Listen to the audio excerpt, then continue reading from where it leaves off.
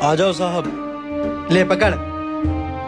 आ गया बेटे? नहीं आया हूँ, अभी रास्ते में ही हूँ। दिख नहीं रहा है आ गया। माँ मुझसे बेवकूफों वाले सवाल मत किया करो। एक तो मेरी बेसी बॉस से झड़प हो गई, ऊपर से तुम्हारी ये बकवास सुनूं। ये लो साहब आपकी चाय।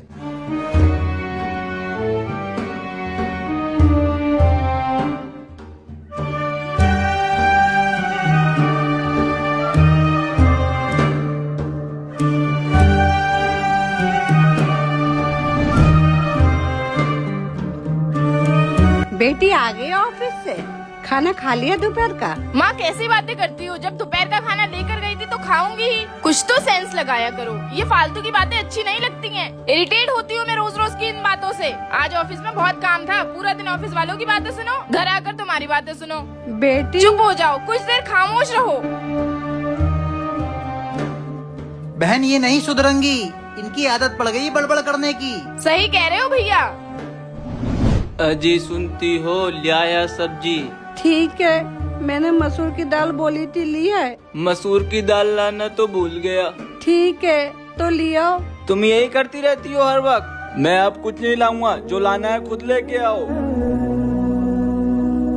दिमाग खराब कर रखा है मेरा। मत रोइए माँ जी, माँ को तो इन सब का सामना करना ही पड़ता है, क्योंकि वो माँ है ना।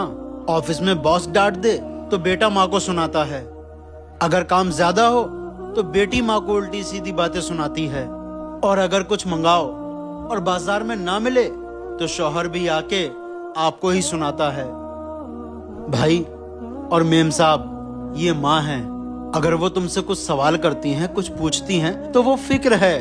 याद रखो, अगर माँ तुमसे बात करती है तो तुम खुशकिस्मत हो।